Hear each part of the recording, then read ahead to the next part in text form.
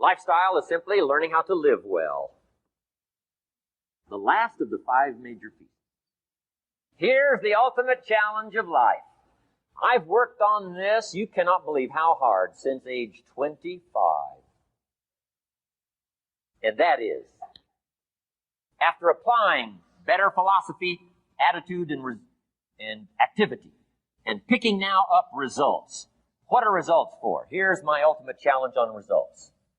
To fashion, good word to jot down, fashion for yourself lifestyle, or what we call the good life. That's the ultimate challenge. To take your results, take your money, take your results, take the return, take the equities you've gathered, and now fashion for yourself a good life, like weaving a tapestry. And Mr. Shoaff gave me all kinds of examples on lifestyle.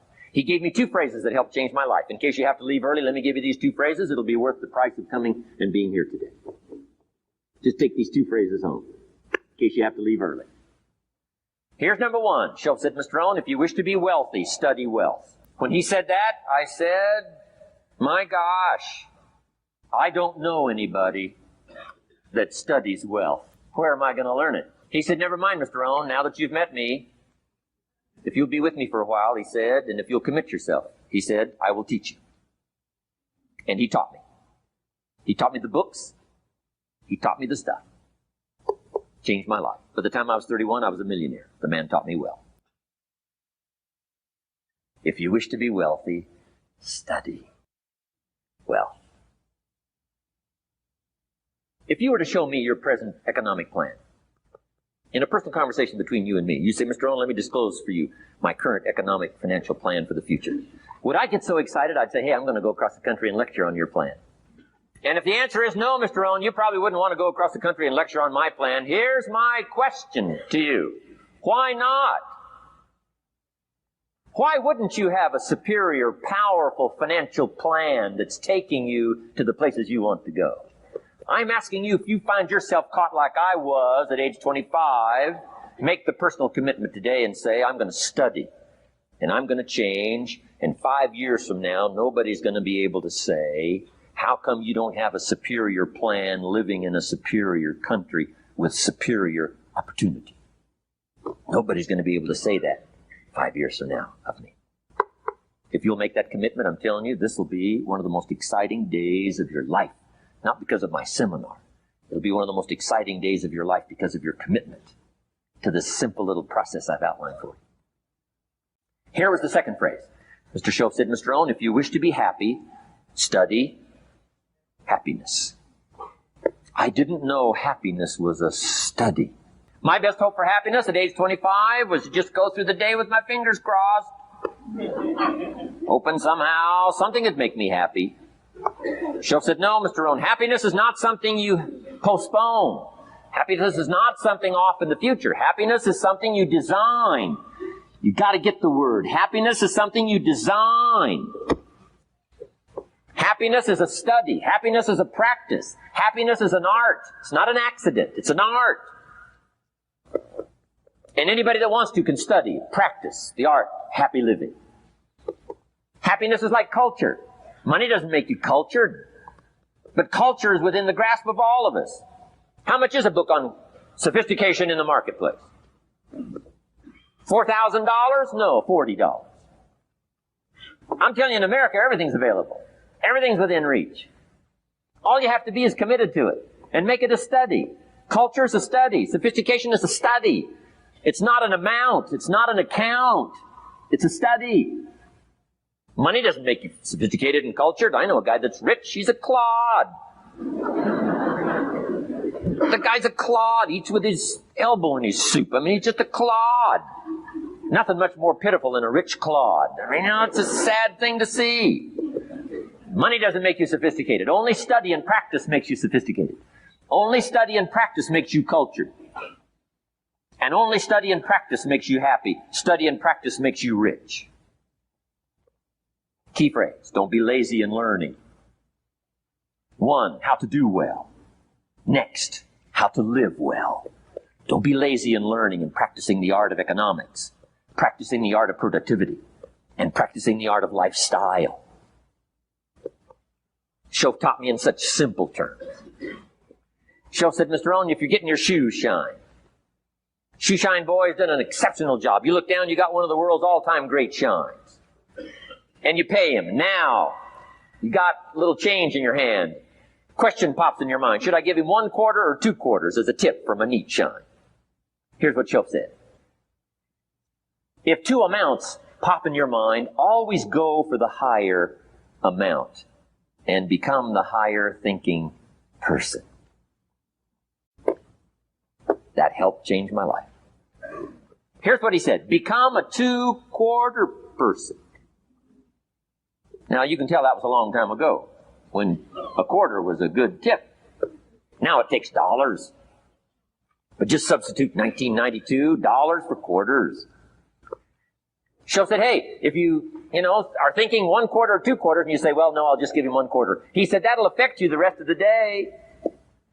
The rest of the day, you'll look down, see this great shine, you'll say, I got to be really cheap. 1 lousy quarter or tip from a shine.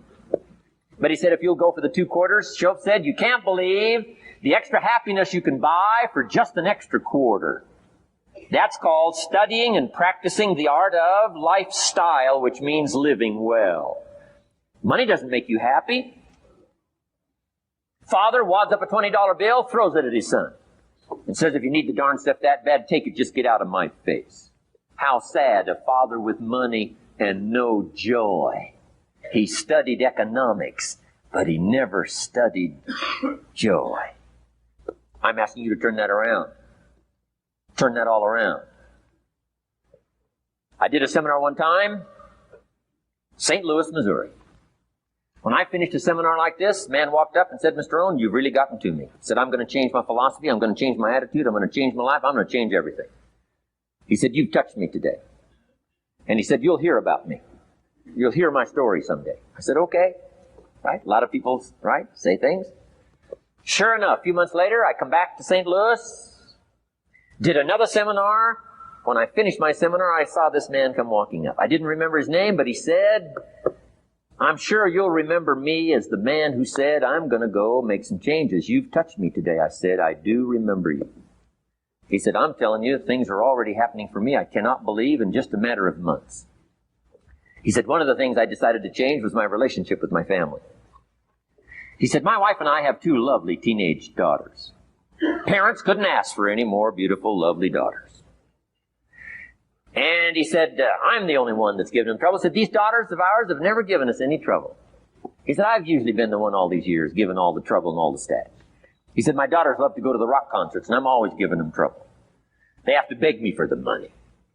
He said, I don't want you to go. You stay out too late. Music's too loud. You're going to ruin your hearing. You won't be able to hear the rest of your life. And he said, I just get on their case. And he said, they keep begging. Finally, when they beg long enough, I say, all right, here's the money. If you have to go that bad, just go. So that's how I've been up until now. But he said, after I left your seminar, I decided to change all that, called lifestyle, living well. He said, you won't believe it. Not long ago, I picked up the newspaper, and I saw an advertisement, and I knew my 2 daughters, it was one of their favorite performers, was coming to town. He said, guess what I did? He said, I went down and bought the tickets myself and brought them home, put them in an envelope. And when I saw my daughters later that day, he said, I handed them this envelope, and I said to my 2 lovely daughters, you may not believe it, but inside this envelope are 2 tickets for the upcoming concert. They could not believe. And he also added, you'll be happy to know, begging days are over. Now they cannot. He said, now don't open the envelope till you get to the concert. They said, okay. So they go to the concert, come concert time, open up the envelope, hand the tickets to the usher. He says, follow me. And he starts down front. The girls say, hey, hold it. Something must be wrong. He takes another look, says, no, nothing's wrong, follow me. 10th row, center. Now they cannot leave. 10th row, center. The only tickets they were able ever to beg for was, right, 3rd balcony, can't see. He said, I stayed up a little late that night. Sure enough, a little after midnight, my 2 daughters come bursting through the front door. One of them lands in my lap. The other one's got her arms around my neck. They're both saying, you got to be one of the all-time world's great fathers. He said, Mr. Rohn, you're right. I can't believe. Same money, different father. He said, I've started making the changes, and I decided to start with my teenagers, my girls. He said, what a difference it's making in my life. And I'm telling you, you can do that with your lifestyle. You can do it with your sales career. You can do it with your management career. You can do it with any part of your life. If you're looking for equities unmatched, do not curse the only thing you have. Don't complain about the only thing you have, which is seed and soil, sunshine, rain, miracle, and seasons. But start changing and processing and evaluating things like we're covering today, and this process of change will take off for you. You will not believe what can happen.